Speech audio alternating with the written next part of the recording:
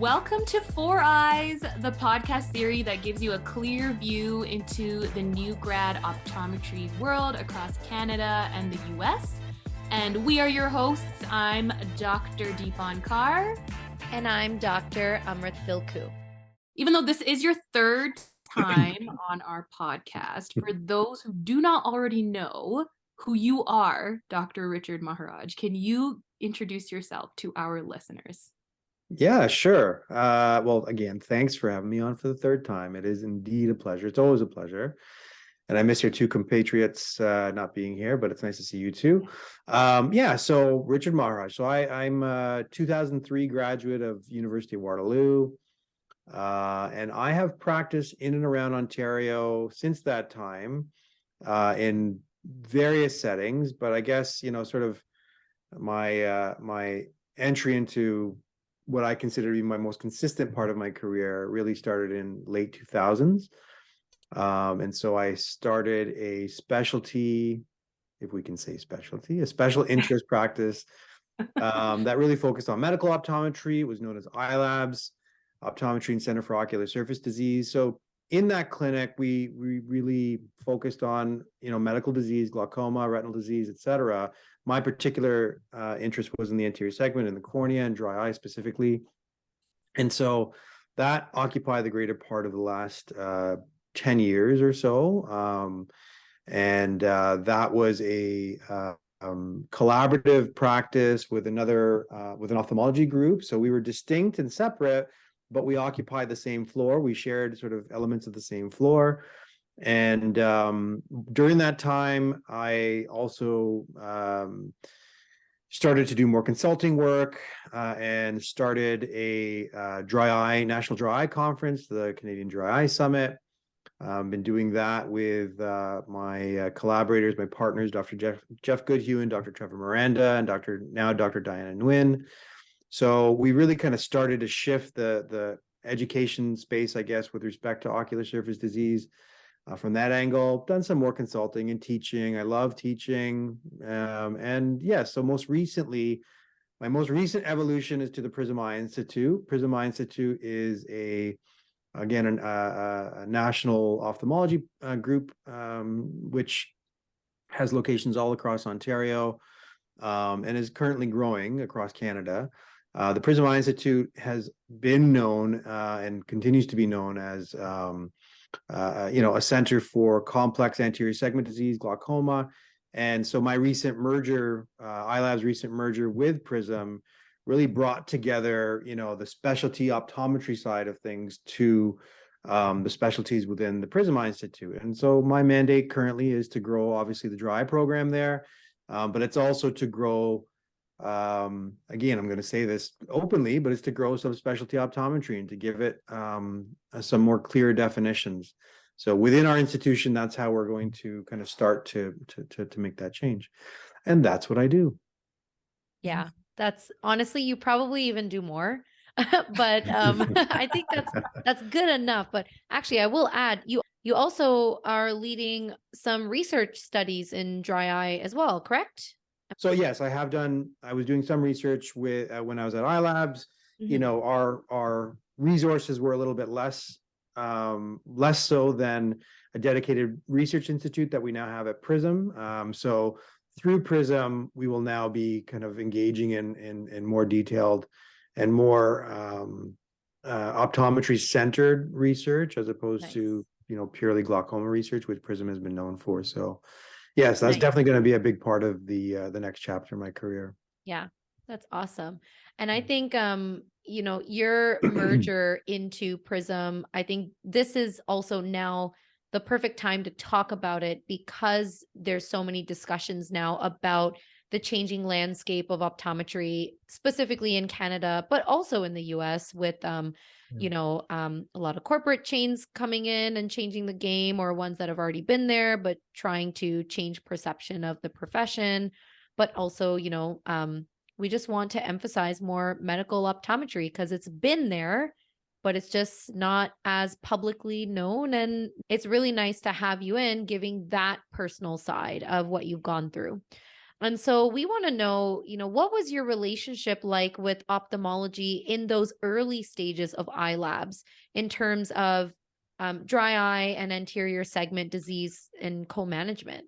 It's been an interesting, I'd say, decade and a half, 15 years. It's Mhm. been very, very interesting. Just when I look back, prior to starting EyeLabs, I worked with an ophthalmology practice, an independent ophthalmology practice, led by Steve Arshinoff, Dr. Steve Arshinoff.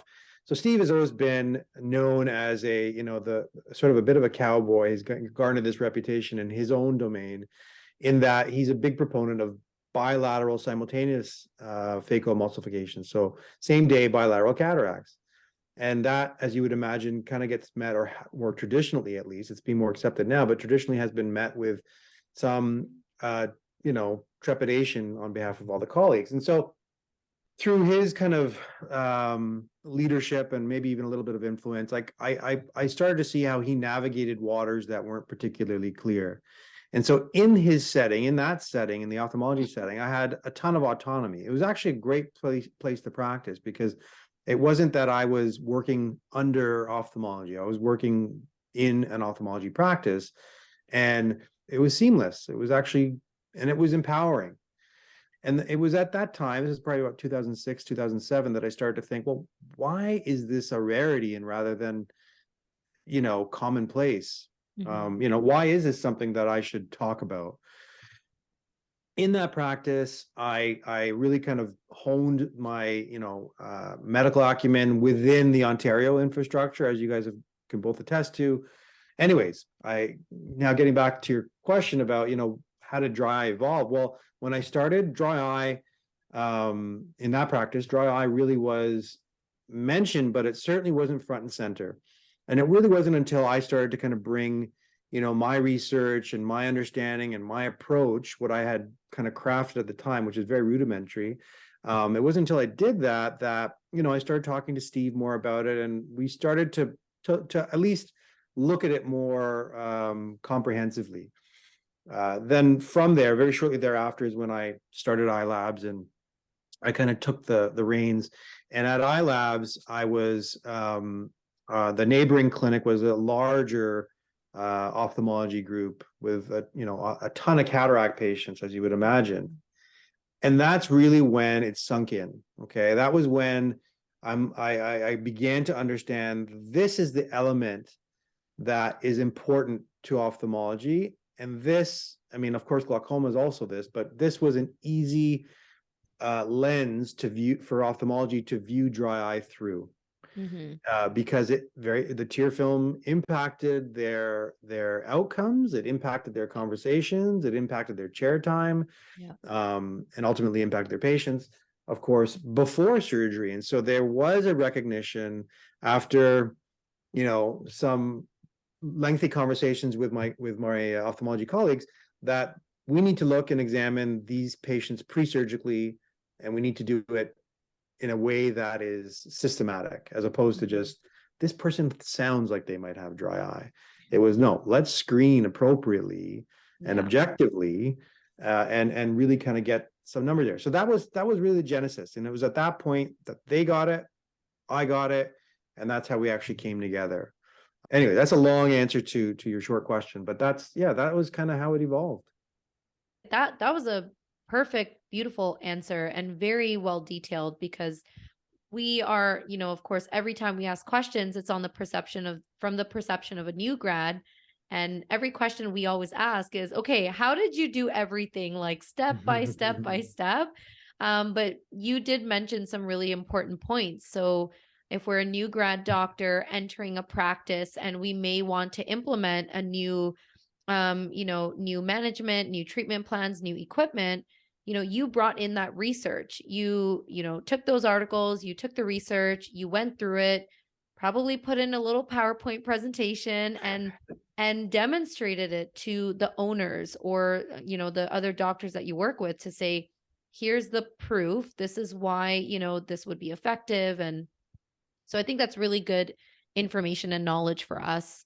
If we want to implement something, we definitely have to do our research and be prepared to, show them the data, show them the information, and answer all those questions. And you know what? And that's absolutely true. Show them the research, be familiar with it. Obviously, Yeah. that's important. But you know, I'm not going to take all the credit because the last decade Mhm. was also a very busy time for dry eye. The DEWS 2 workshop came out. There's been the MGD workshop prior to that. And there's been new algorithms that were ophthalmology developed. And ophthalmology really has kind of, at least in the US, has taken strong interest in dry eye. And so, you know, my evolution paralleled what I would consider to be the largest evolution in dry research and care at the same time. And that's us zooming in. If you zoomed out and looked at it, yeah, you know what? It's a very short period of time. 10 years isn't long in the history of eye care, but zoomed in and experiencing it the way that I have, yeah, it seems like, wow, a lot has changed. So I happen to benefit from that, the innovation in that space. Yeah. Well, I mean, even in your history, and Amrit was just talking about it, you like throughout your history, your EyeLabs pioneered a dry eye practice, right? No one was doing that at that time. So, I mean, you just touched upon a little bit on our next question, but throughout the years, what specific actions did you take in attempt to better educate other ophthalmologists on dry eye disease? The working with Steve Arshnoff was helpful because Steve's name was known and again amongst his peers, and through, you know, seeing kind of his approach to things and recognizing he was or is not necessarily an academic UFT, you know, Toronto centered ophthalmologist. He's in private practice, and while I do my work with University of Waterloo, I'm in private practice. I'm not a tenured professor. And so I felt like there were some parallels there. And I also knew that path to communicate with both ophthalmology and optometry, if I'm being honest here, it was actually optometry that I needed to educate more than ophthalmology in order to kind of get them to build that trusting, respectful relationship. So I took some cues from my time at York Finch Eye Associates with Steve, and yeah, you're right. I put together some PowerPoint presentations. I was using my iPad. I would visit practices, and I would have these conversations. I mean, it would take some time. I'd call, I'd email, I'd leverage however I can leverage a meeting, a one-on-one meeting, and it would be one-on-one. That was it. And so I'd go in and I'd say, look, this is where I think there's an opportunity for us to collaborate. I know exactly the impact that it's having because now I'm doing this with my neighboring clinic. Let me help you. Let me help your patients. And so I actually had in 2014, so I opened up EyeLabs in 2012. And in 2014, 2015, around that time, I actually just cold called Ahmed. And I just said, hey, you know, we're literally down the street from you folks. And I see some of your patients coming in from time to time. Let's just talk about how we can collaborate, because I was really excited about what he does, and I felt as though there was some synergy there. And Ike, as generous as he is, he's like, yeah, sounds like a great idea. Let's set up a meeting. And we did. This is in 2014. And so I went in with my iPad and my Prezi on my iPad, and I was kind of going through cases that I had treated and talked about our pre-cataract algorithm and how it was working. He was, you know, he was like, yeah, this makes a whole lot of sense. At the time, again, it wasn't like I could collaborate from a business perspective with them, but we could certainly share patients. And so Prism became one of our strongest referral sources, even though I was collaborative with, you know, their quote unquote competition. And that for me was a huge eye opener, because I then understood that, you know, the perception of competition in optometry and amongst optometry practices is not the same as the perception of competition in ophthalmology. There is far more reciprocity in ophthalmology than there is in at least in the region that I was practicing in, than between our colleagues. I had a lot of colleagues that were very cautious to refer. There was a lot of sort of ownership. Oh, I own this patient. You know, I'm not going to share, even though I wasn't dispensing eyewear. I wasn't doing anything that was, you know, competitive. You know, the optics of competition weren't even there. Yet these were my biggest hurdles were optometry colleagues. And that was actually probably one of the most frustrating things at the time. So going back to the original question, yeah, I knocked on doors. I demonstrated my acumen for what it was that I was doing. I had a logical approach. That's just generally the way that I think. And I think the disease has a sufficient evidence base to be able to speak to it with literature support. So I think that was a really critical piece. I don't know now in 2023 if the knocking on the door, visiting with ophthalmology colleagues, if that's going to happen, especially given the pandemic, but there is a version of that out there. Maybe it's meeting at a conference, maybe it is emailing and digital communications or Zoom calls and things like that. Maybe that's the way to do it. But getting their attention, there has to be in any story, there has to be a hero and there has to be a villain. You have to find the common villain, right? The common villain between you and the ophthalmologist or the colleague or whomever it is you want a referral from. Find that villain and then make you and the other person the hero, right? Because there is a Venn diagram where they overlap and you can find that in any narrative. You'll win him over with a good Venn diagram. That's for sure. I was going to say, were you fangirling when you got to have a meeting with Dr. Ike Ahmed? Was I fangirling? Yeah. You know what? Maybe I not don't know back what I then. was at the time. I was actually shocked. I was just shocked. I was surprised. I'm like, really? Wow. I'm like, I didn't think this was going to happen. And I literally walked. Yeah, it was fun. You know why? I do remember this because when I got in there, a lot of people said, were you nervous? And no, I was not nervous at all because I felt as though I could speak about dry eye with the passion and with the detail that I can sometimes get caught up in and not be apologetic about it. And because I knew whether or not Ike was following everything I was saying, because he's glaucoma and this is dry eye, but I did know that he was picking up on my energy and the vibe that I was bringing, and it wasn't, and he's good at kind of identifying, authenticity, and that's very much a part of what I brought in there. So once I got in there, it was actually a ton of fun. I mean, I think that goes with you miss 100% of the shots you don't take, but we get so nervous or caught up thinking, what if maybe someone doesn't want to listen to my opinion, or there's so many other people who they probably want to spend time with and not me. And, you might have that imposter syndrome, but if you just knock on the person's door, send them an email, ask them a question, hey, can we chat? You'd be surprised how many people will say yes. I mean, we were always surprised when we started our podcast. We just emailed ODs and asked, hey, do you want to take an hour out of your dinner time or away from your kids and talk to us for free with no compensation for, about optometry? And everyone has said yes over 2 years. Like, that's amazing. And we just never thought that anyone would want to spend time talking to us about whatever. But if you just ask, most of the time you'll be surprised. People will want to talk and learn and share. You talked about how, I guess, the relationship with EyeLabs and the Prism Eye Institute began.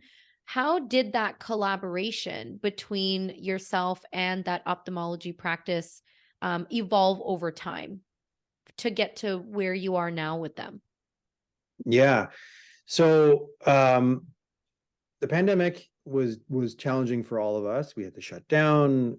We had to limit our, everything. And my business model, EyeLabs business model, is very much tied to seeing people and having patients in the practice, much like all of ours. But we are 100% service. So, dispensing eyewear wasn't something that we could do remotely because we weren't dispensing eyewear. Services is certainly not something that we could provide remotely. So the pandemic hit us very, very hard. And again, I'm not saying more or less than anybody else, but it was very challenging for us. The other thing too that ended up occurring a year into the pandemic was in Ontario, we had the strike where things were just starting to pick up, and then we had to curtail our services. So that had a tremendous financial impact on the practice, and it was challenging is not the word there's no word really to describe what it felt like at the time. It was really a difficult spot. And so the space that I occupied, the lease was coming up, and like most landlords during the pandemic, they saw the renewal period of that lease to be an opportunity to kind of make up for some lost revenue. And so the increase that I was going to adopt just wasn't sustainable given everything that I just mentioned. Yeah. So now I'm a bit of a prognosticator in certain respects. And so when the pandemic hit, even before the pandemic hit, I knew that I was planning on migrating. I knew that something needed to change, whether EyeLabs needed to change or otherwise. So that conversation that I had with Prism, with Ike and the group back in 2014, and having that relationship over time, my colleague, you guys know, Farhan Vafai, Dr. Farhan Vafai, he works at the Prism Eye Institute. And so we had been chatting for a while about how we can collaborate further.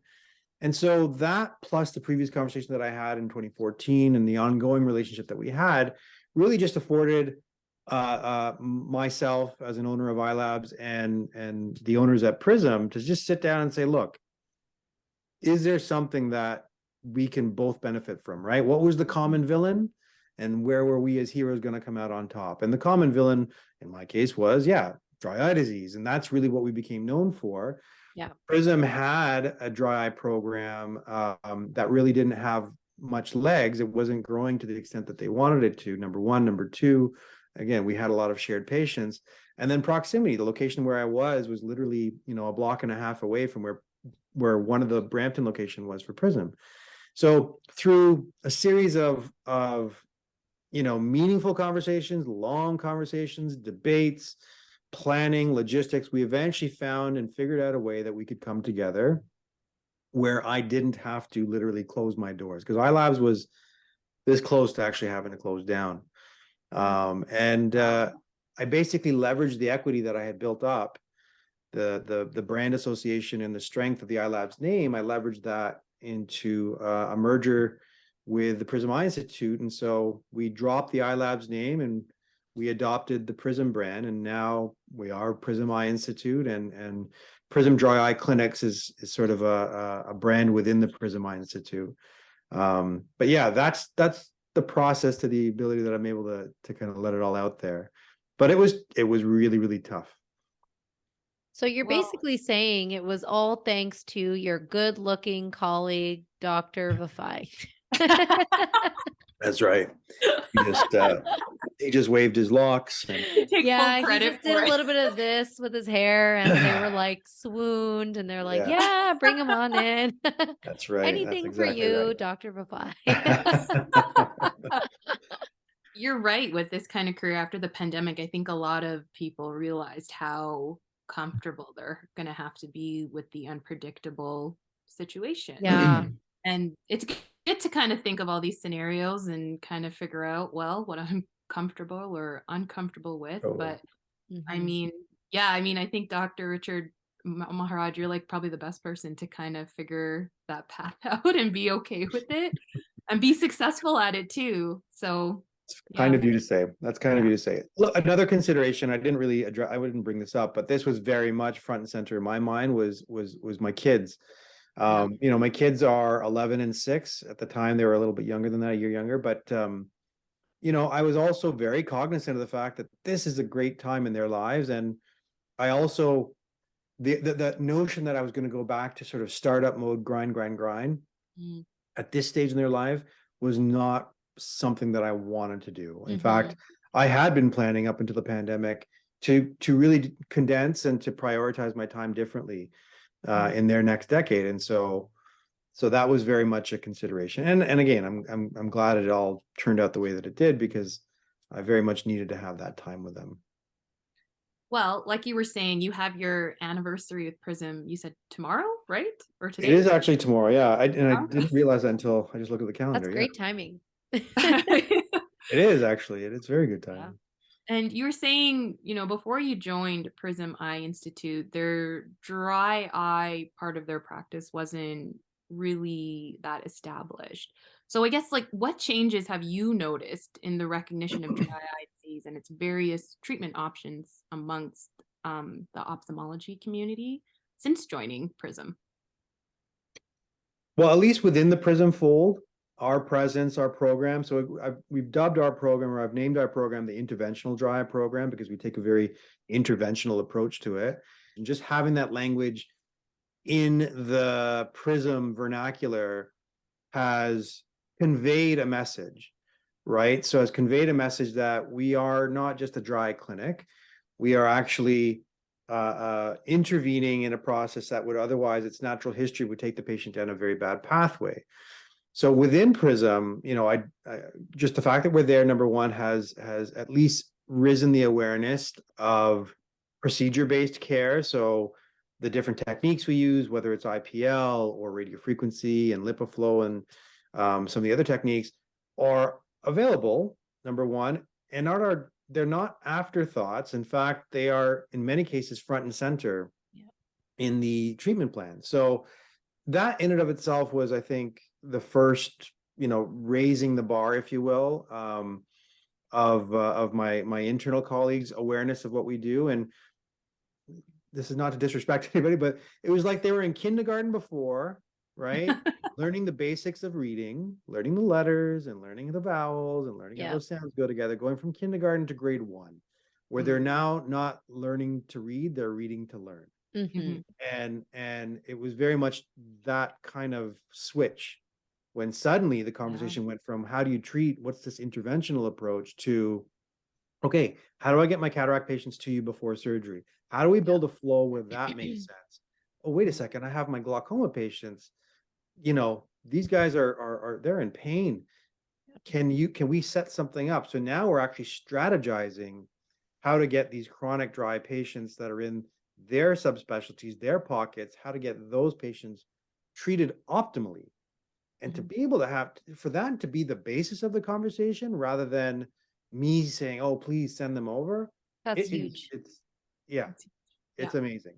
Yeah, I think that's the ultimate goal, is to have that relationship with ophthalmology. And we understand what they do because we refer to them quite often for those advanced cases. But it's nice to see that at least at Prism, where now you are, they're also seeing more of what we do as optometrists, and for the dry eye specialty, because that really does overlap with ophthalmology quite a bit, maybe compared to other certain medical specialties in optometry.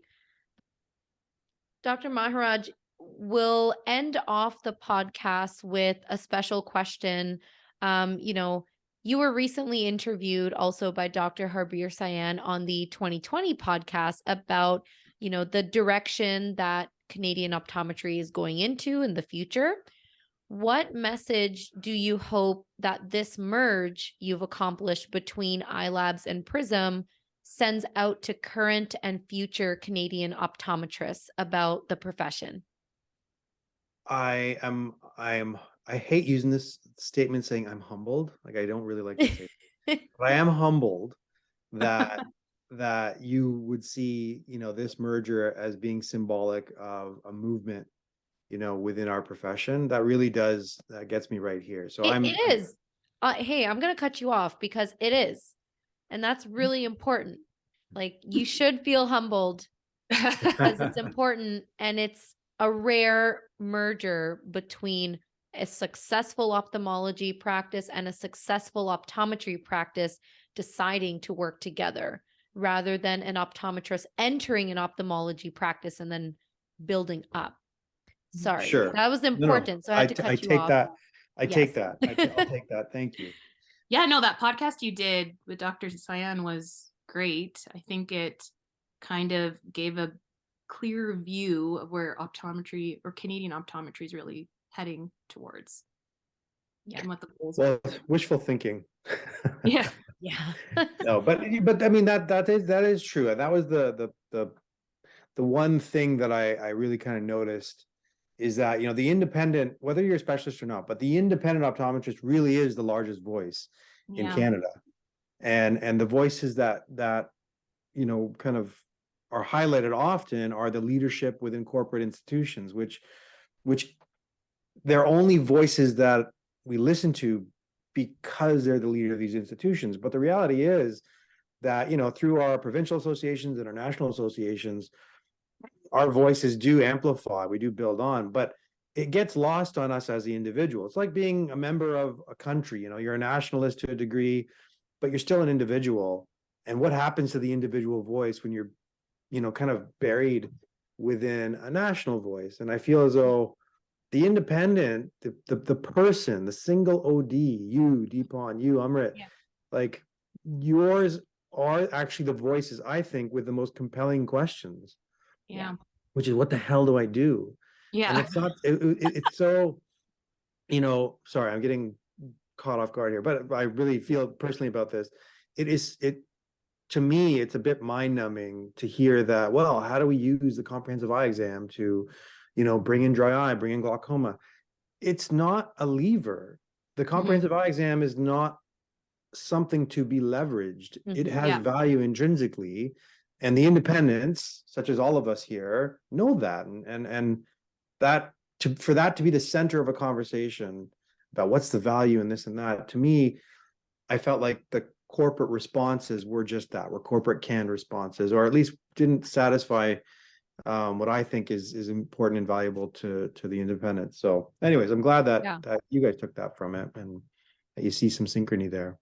I think what I love about your specific opinion about what direction optometry is going into in the future is you are really emphasizing that we are medical professionals. And so, we should start emphasizing the medical treatments that we can provide and the medical specialties we can provide. Sometimes I also think that, when we did like our legislative exams, for like, what laws and rules there are to practice in each state and province. I remember, I don't know if this is Ontario and I don't know if this is a different state, but we're not legally allowed to call ourselves a specialist. That is Ontario as well, right? So sometimes that really just, I don't know, just mentally makes me also feel like I love vision therapy. I love behavioral optometry, and I love treating all these, conditions in pediatric patients and, but I can't tell patients or other doctors that I'm a specialist in this area. So how can I create a referral base compared to any other OD who then technically, people will assume we all can do vision therapy. Because I can't say I'm a VT specialist, but I want to call myself that. I put in the time and the effort to do the residency, to go to that CE, to practice that way. And so I think mentally it also just, as a new grad, maybe it's different, but it puts me down, and then I get nervous advertising myself as, I'm a VT doc. And I think just even the way that we're categorized in the healthcare profession sucks, because we do medical specialty practice, but we can't even define ourselves as that. So then maybe that's why we get bogged down into this comprehensive eye care world. When we enter as a new grad, we're also just like, well, like that's kind of what I'm going to focus on, is just comprehensive eye care, whatever practices are doing comprehensive eye care. And we get nervous to open a specialty only practice, maybe because of that. That's how I feel. That is how optometry is going to become more diverse, how it's going to grow, how the profession can become more respected, rather than saying, what else should we add to our comprehensive eye exam so it looks as attractive to the public as, a retail chain? No, I know. I hate the handcuffs of not being able to use that term.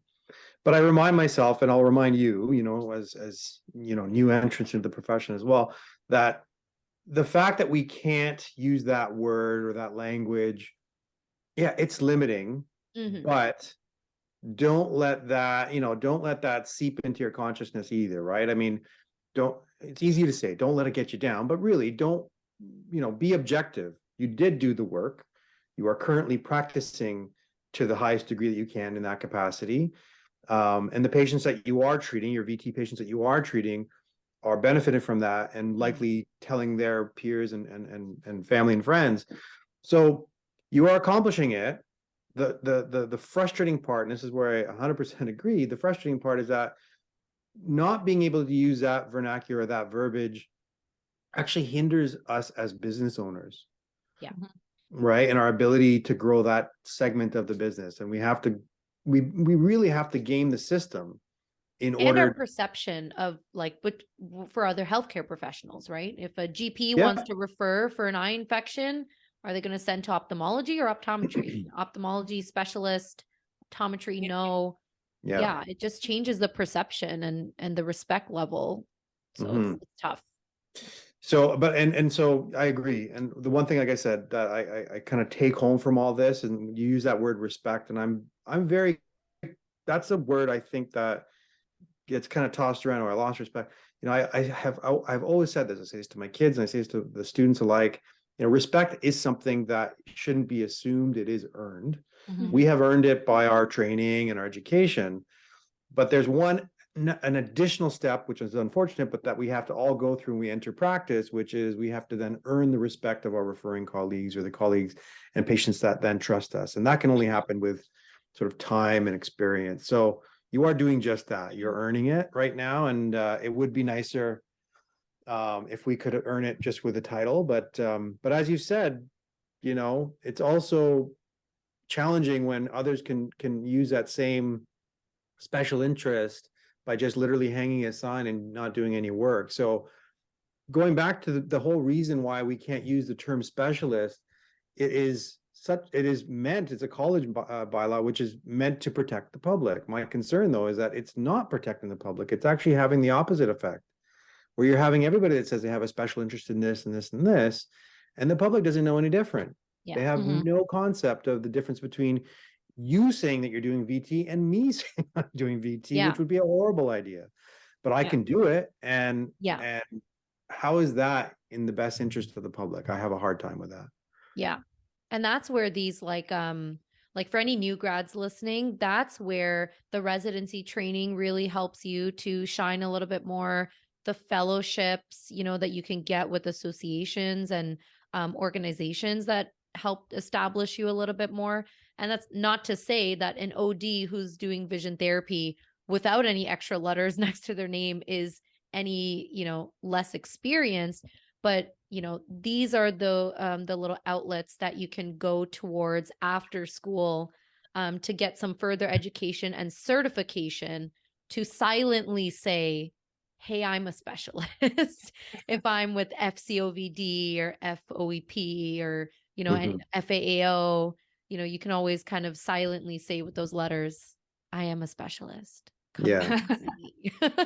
It sucks that you have to do it silently. It feels like we're making ourselves intentionally small for the wrong reasons. But anyways, that's a whole other episode, I think. I think diversification is actually how we exemplify to the public what we are able to do, trained to do, and can continue to build onto that. Because as I said before, language being so important, if we don't have that language built in at the professions level, if we don't recognize that amongst ourselves, you know, attracting new optometrists to the profession, educating the public, if we don't have that language, the public won't have that language, our hopefully new colleagues won't have that language, and we won't continue to build the optometry that I think that we're certainly capable of, and some of us are even practicing that way. So that's how I feel about that. In a nutshell. Yeah. Not as long as the podcast episode that went with Dr. Sian, but we will link that podcast for other people to listen to as well, because I think you have so many important messages in that podcast that could really alter one's perception about what they think optometry is all about, and show our medical side a little bit more outside of, you know, offering just a regular comprehensive eye exam. So I think that's it. We're just still trying to figure out the landscape a little bit. And even again, hearing that podcast with you and Dr. Sian, it's when he asked you, he's like, well, honestly, like, do you feel like there's a light at the end of the tunnel? And you said positive things. And I was like, all right, Dr. Maharaj, I will believe what you say. So Well, Yeah. yes. What I said, I remember actually, what I said was that you do have to zoom out. This is a Yeah. zoom in moment. If Yeah. you really zoom in to where we are right now, yeah, it can look it can look scary. It could feel scary. It could feel, Yeah. bring those sort of goosebumps to the top. But we use fear, right? Fear actually does have a purpose. It does have a value. It's telling us something. We just have to figure out how to listen to it. And so, yeah, make sure you zoom out. You guys are early on. You keep on referring to yourself as new grads. I'm like, you guys aren't new grads anymore. You're new ODs. Yeah. Yeah. It's true. New ODs. New You're new ODs. optometrists. That's a great message to end this interview on. I hope that a lot of our listeners learned a lot more about EyeLabs and now the Prism Eye Institute, and how you really achieved and worked really hard for that cohesive, relationship with ophthalmology. So thank you again, Dr. Maharaj, for coming on for the third time. Next time, we will have alcohol involved in our happy hour. I feel like we say that As promised. We can do it. I look forward to that. But thank you so much for having me on for a third time. It's always a pleasure talking to you both, and I love how you guys are both continuing to have conversations on behalf of your newer colleagues and your up and coming colleagues. So keep doing what you're doing, and yeah, it's always fun talking to you. So I look forward to the next time. Yeah, thank you. Thank you to everyone for listening to Four Eyes. If you've enjoyed this episode, please be sure to subscribe and leave us a rating to give us feedback on how we're doing. You can also check us out on Instagram at 4EyesOptom for more content and to share your thoughts on this episode. See you guys next time.